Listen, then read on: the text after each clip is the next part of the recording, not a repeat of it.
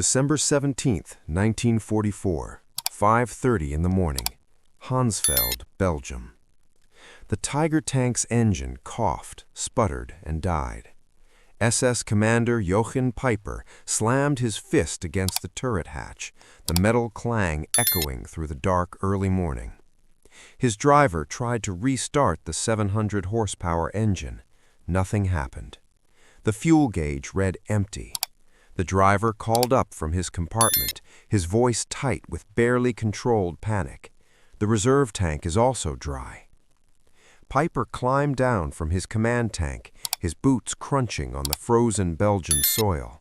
Around him, the most powerful armored force Germany had assembled for Operation Watch on the Rhine, the Ardennes offensive, sat completely still.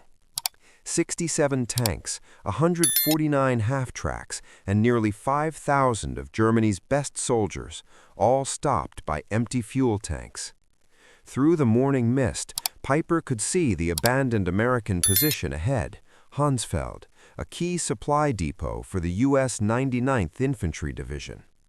The Americans had left so quickly that fires were still burning in oil drums, coffee was still hot in metal cups, and there, lined up like a gift from the god of war himself, stood rows and rows of jerry cans, thousands of them, the familiar olive-green American fuel containers. Peiper walked toward them slowly, almost with reverence. His aide pried open one can and sniffed it. High-octane gasoline. His men began the rushed work of refueling their vehicles. Peiper walked among the stockpile, counting. The numbers were staggering. 50,000 gallons, enough to fuel his entire force for the push to the Meuse River, enough to potentially change the course of the offensive. The Americans had left behind more fuel in this single depot than most German divisions had received in the past 6 months. But as Peiper stood among this treasure, watching his men pour American fuel into German tanks, a heavy realization settled over him like the morning fog. If the Americans could afford to abandon such amounts, if they could leave behind what Germany would protect with entire divisions, then this war was already over.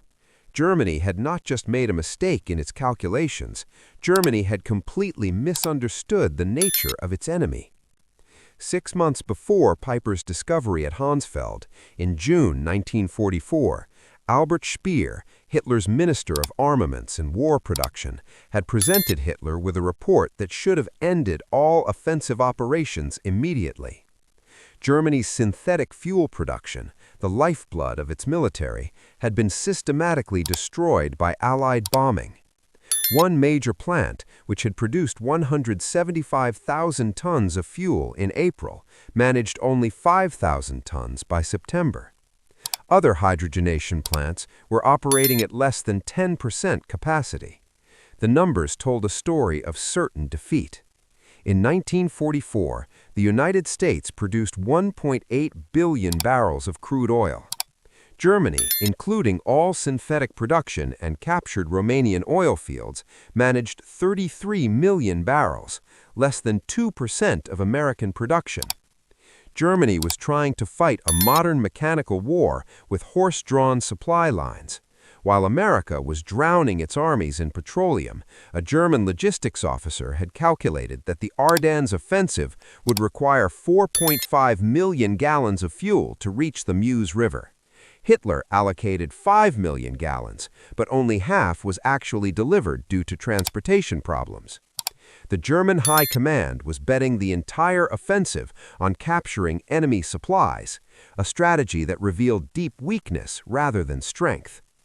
The Americans, meanwhile, had built a petroleum pipeline system across France and a massive truck convoy system that delivered 12,500 tons of supplies daily to the front lines. By December 1944, American forces in Europe were consuming 1.2 million gallons of fuel per day and receiving 1.4 million gallons. They were building up reserves while actively fighting. Joachim Peiper was not a fool. At 29, he was one of the youngest regimental commanders in the Waffen-SS, a decorated veteran of the Eastern Front, where he had learned that in modern warfare, fuel was more precious than ammunition. His battle group had been designated the decisive point of the entire Ardennes offensive. 2 days before the offensive, Peiper attended the final briefing. His commanding general was blunt. "You will have enough fuel to reach the Meuse if you capture American supplies." The fuel given to Peiper's battle group was 31,000 gallons, enough for 50 miles of combat operations. The distance to the Meuse was 65 miles. The mathematics of failure were built into the plan from the very beginning. As his column prepared to advance on December 16th, Peiper gave strict orders. Tanks would move in single file to save fuel. Engines would be shut off during any stop longer than 5 minutes. Capturing American fuel dumps was the top priority, above even military objectives. The contrast with American operations could not have been greater. That same morning, a captain with a nearby American Kank battalion recorded in his unit diary, "Received fuel resupply, 8,000 gallons, third delivery this week, storage tanks already at capacity." December 16th, 1944, 5:30 in the morning. The German artillery barrage that opened the offensive used more ammunition in 2 hours than Germany had allocated for entire operations earlier in the war. But even this impressive display hid serious shortages. Peiper's column began moving at 7 in the morning, already behind schedule.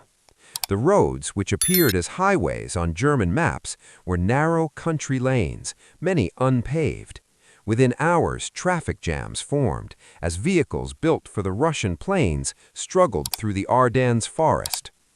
At their first objective, they encountered unexpected resistance from a single American reconnaissance platoon, just 18 men, who held up the most powerful German armored column for nearly 10 hours. During the delay, Peiper's vehicle sat running, burning precious fuel. When they finally broke through and reached Honsfeld at dawn on December 17th, his column had covered 20 miles and consumed 40% of their fuel. At this rate, they would run dry before reaching the halfway point to the Meuse. The American supply depot at Honsfeld was not even a primary facility. It was a forward supply point for one infantry division, what the U.S. Army called a temporary fuel station. Yet what Peiper found there exceeded the monthly fuel allocation for an entire German Panzer division. One of Peiper's officers later testified, "We found pyramids of jerry cans, each holding 5 gallons of gasoline. They were stacked 3 meters high, extending for perhaps 200 meters. The Americans had not even attempted to destroy them." The captured fuel was high-octane gasoline, mixed with motor fuel of 80 octane or higher. German vehicles, especially the sensitive Maybach engines in the Tiger tanks, were designed for 74 octane fuel. The American gasoline was actually too good, causing engine problems in several German vehicles. As Peiper's men refueled, they made more discoveries. One sergeant found shipping papers in the depot office.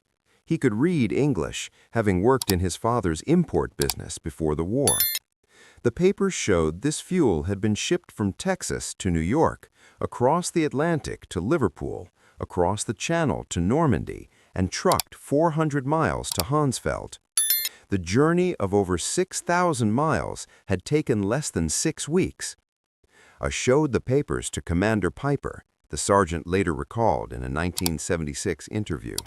He read them twice, then crumpled them up. He said nothing, but his face went pale. We both understood what this meant. A private found a stack of Stars and Stripes newspapers dated December 15th, just 2 days old. The headline celebrated the opening of a new fuel pipeline capable of delivering 300,000 gallons per day. A single pipeline delivering more fuel daily than Peiper's battle group would use in the entire offensive. To understand the shock of Peiper's discovery, one must understand Germany's fuel situation by late 1944. Since May, Allied bombing had cut synthetic fuel production by 90%. The German Air Force was grounding aircraft for lack of aviation fuel. Pilot training had been cut from 250 flight hours to 60 hours. The German Navy's surface fleet had effectively stopped operating. On the home front, German civilians had not seen private car traffic since 1942. Gasoline was so precious that the secret police investigated black market theft of individual liters. Farmers were returning to horse-drawn plows. Meanwhile, the United States was producing 67% of the world's oil.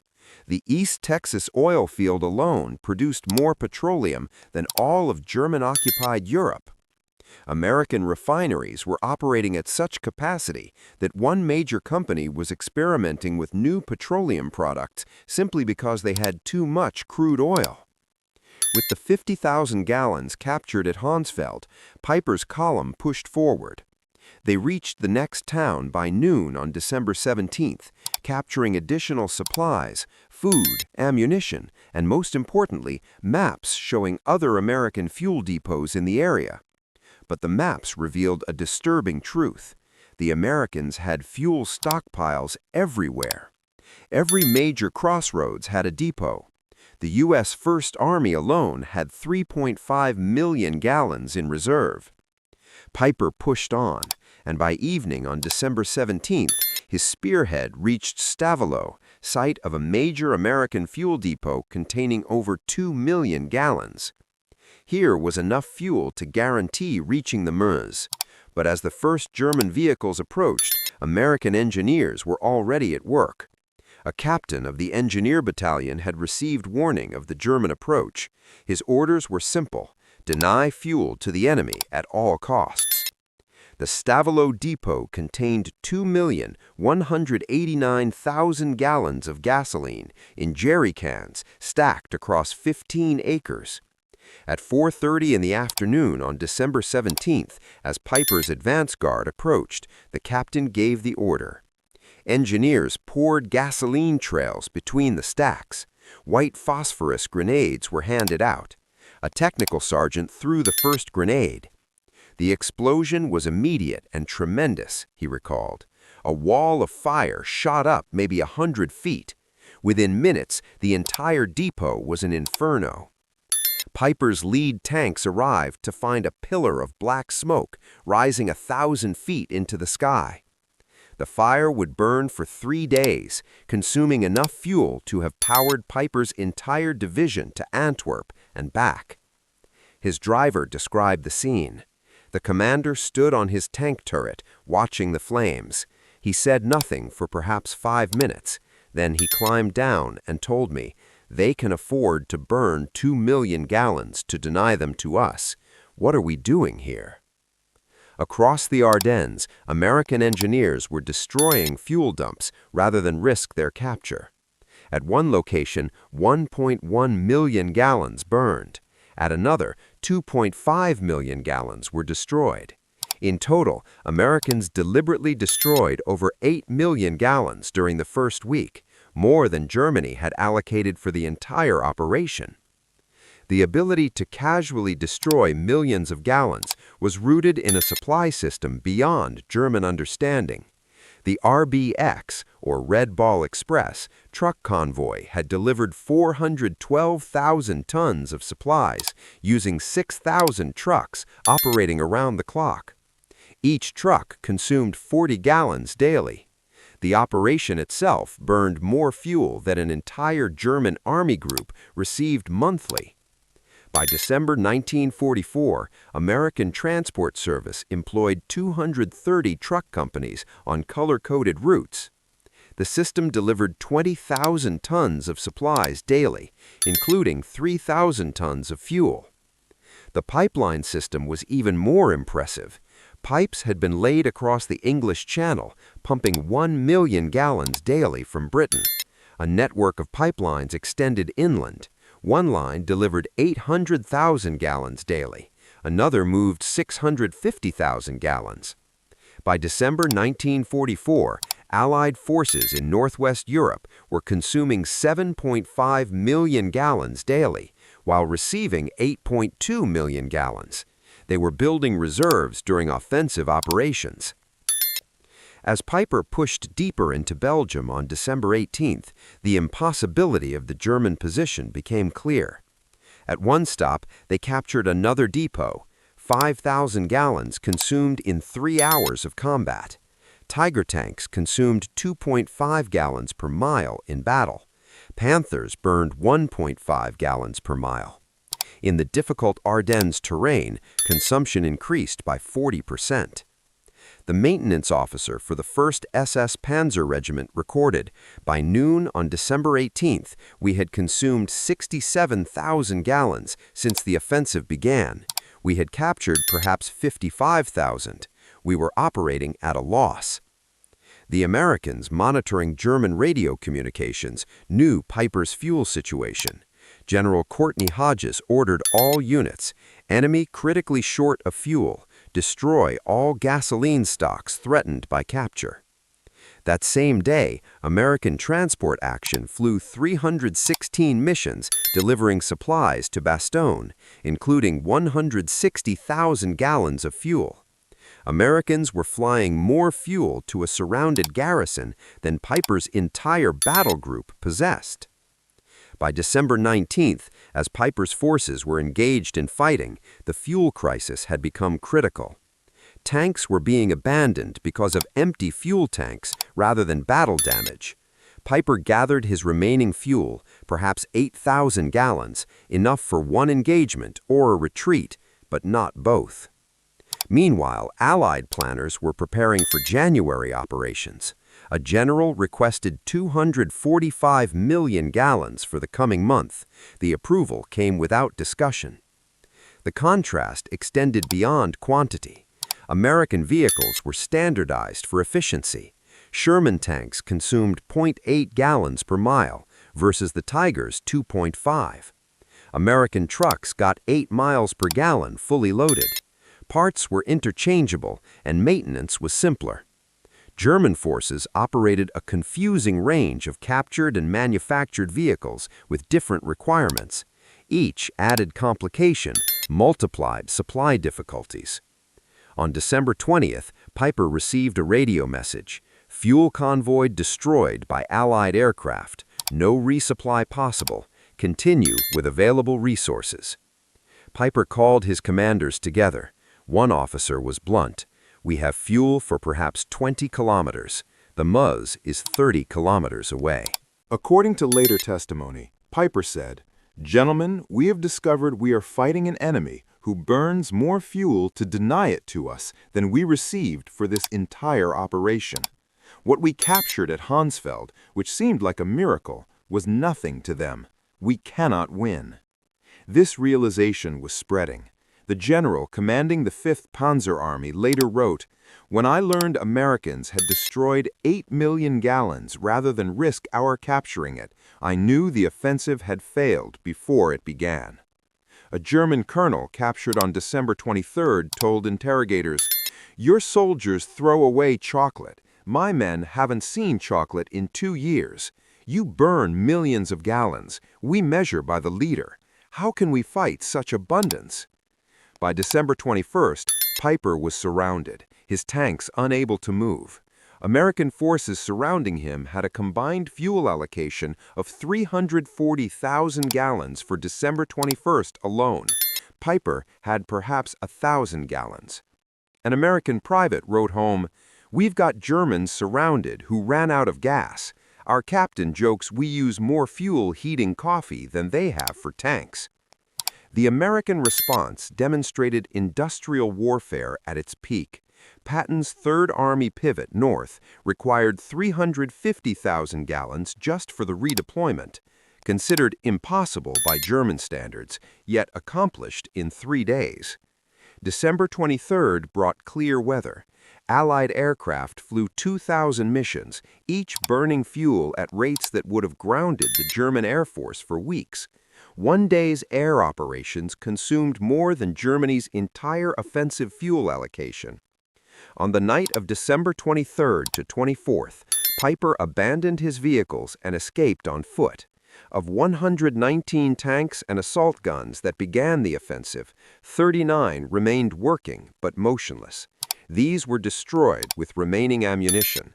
One officer described the scene, "We drained the last fuel from all vehicles, maybe 200 gallons total. The commander personally destroyed his command tank. Millions of marks worth of equipment destroyed by empty fuel tanks."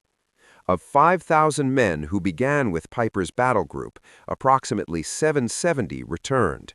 They had advanced 60 miles, captured several depots, and discovered the truth about Allied logistics. News of Peiper's discoveries spread rapidly through German command. Field Marshal Walter Model received reports on captured American supplies on December 26th. His chief of staff recorded Model's reaction. The field marshal read the quantities twice: 50,000 gallons at Honsfeld, 2 million burned at Stavelo, 8 million destroyed rather than captured. He said, "We are not fighting the same war." Hitler, informed on December 28th, refused to accept reality. Speer wrote, "Hitler insisted the numbers were enemy propaganda. When shown photographs of the burning depot, he claimed it was Hollywood special effects. But lower ranks understood. One soldier wrote his wife, 'Americans destroy more fuel daily than we receive monthly. They drive tanks like we march. This war is lost.'" The fuel crisis was a sign of a larger truth. By 1944, America produced 50% of world manufacturing output, an aircraft every 5 minutes, a ship daily, a tank every 7 minutes. The oil production numbers were overwhelming. United States, 1.8 billion barrels. Soviet Union, 110 million barrels. Germany, including synthetic production, 33 million barrels. Japan, 2.6 million barrels. The Axis powers combined produced less than 2% of American petroleum.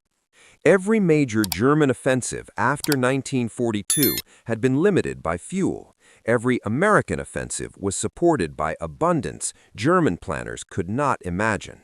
A revealing incident was recorded on December 27th. A logistics officer reported that bad weather had reduced fuel deliveries to only 500,000 gallons daily. There was some concern until someone noted this still exceeded Germany's total offensive fuel allocation.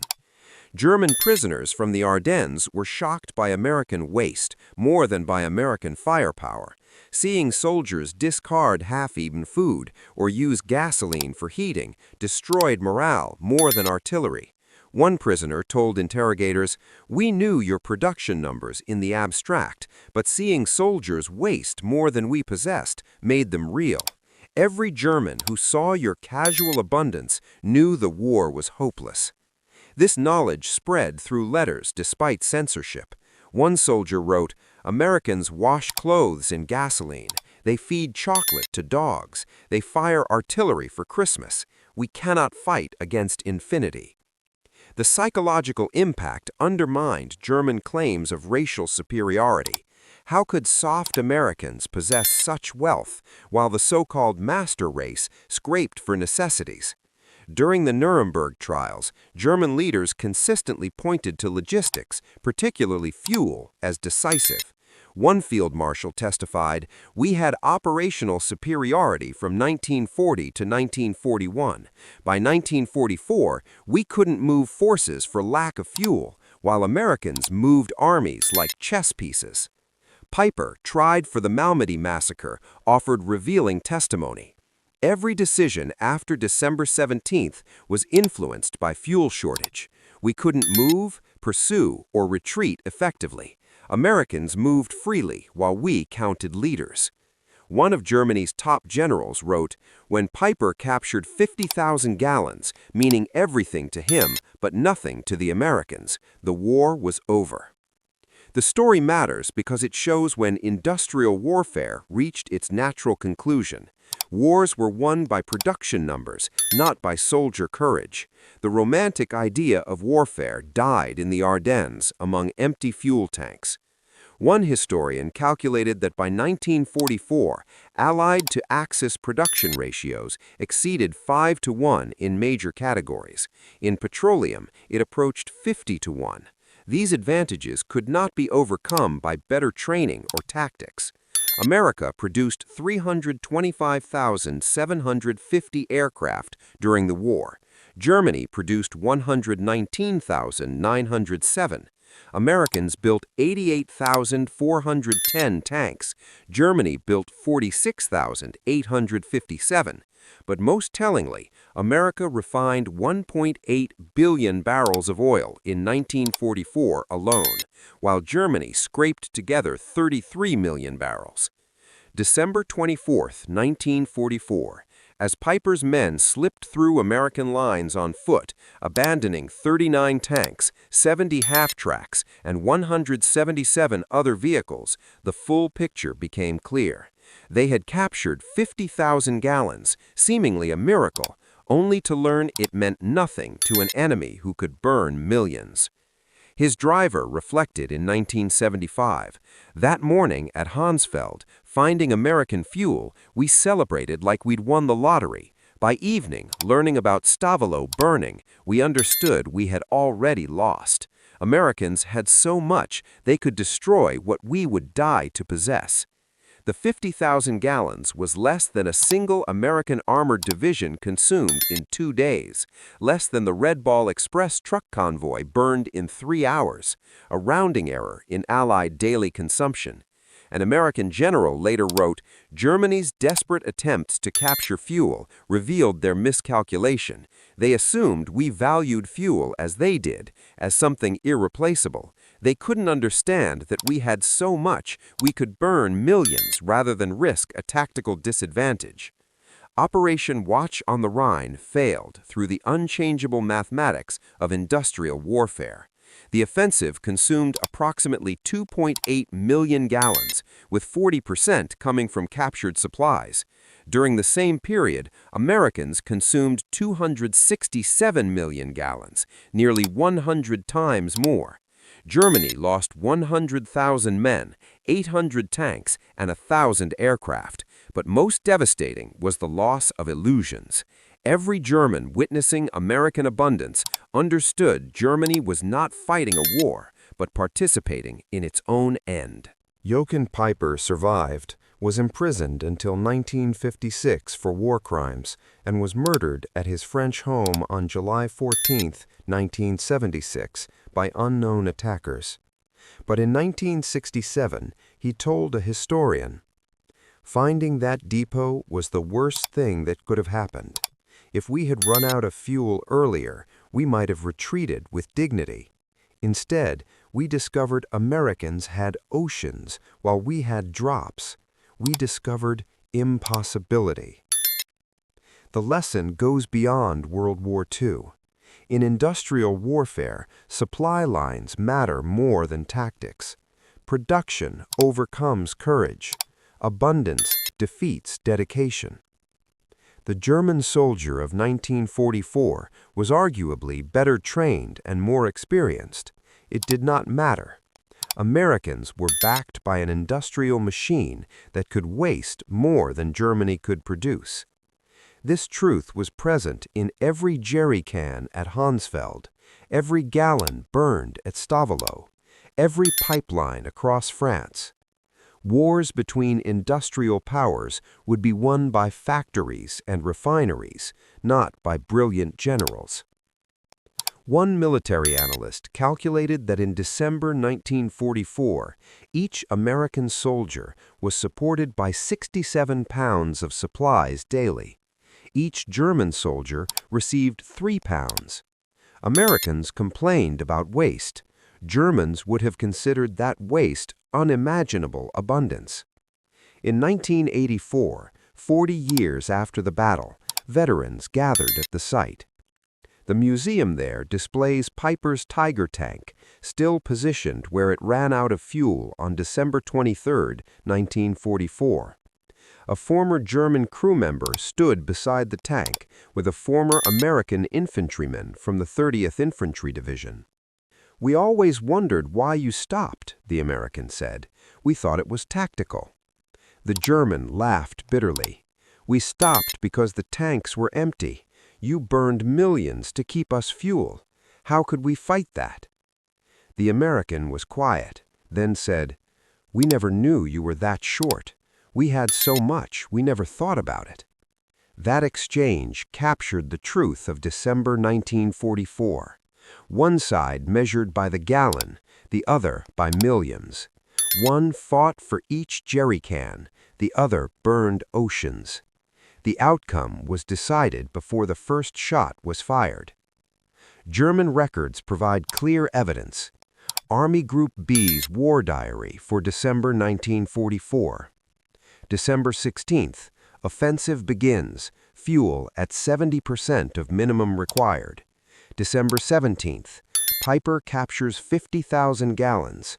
December 18th, multiple depots destroyed, over 5 million gallons lost.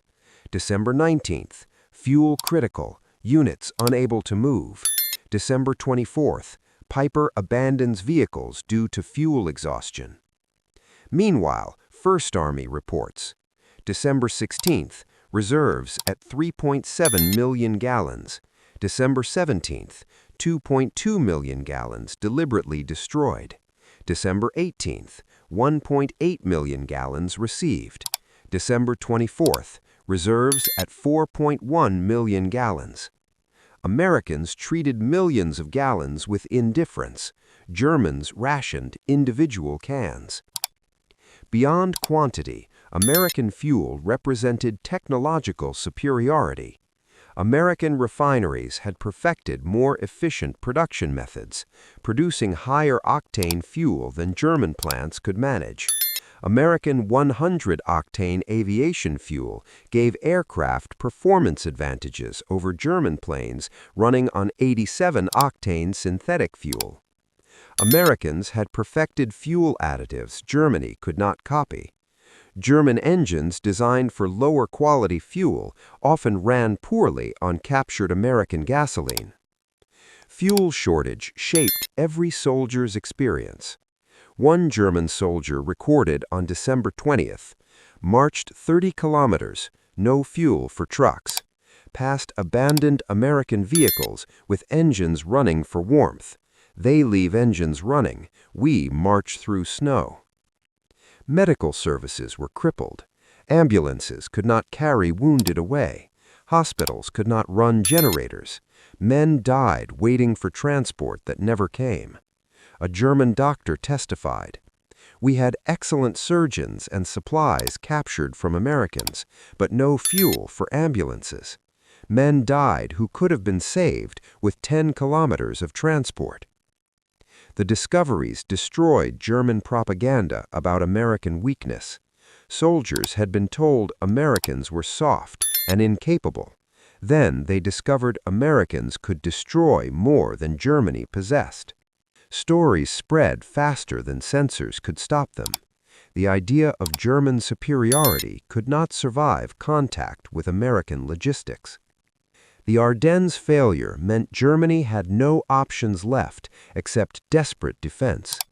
A general testified at Nuremberg, "After the Ardennes, we knew it was finished.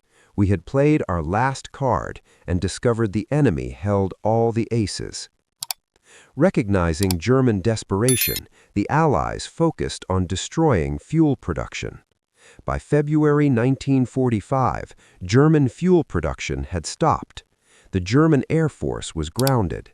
Training was canceled. The German army became static, destroyed piece by mobile enemies. Spring 1945 brought strange scenes. German units surrendered from immobility, not defeat in battle. Entire panzer divisions sat helplessly as Allies drove past.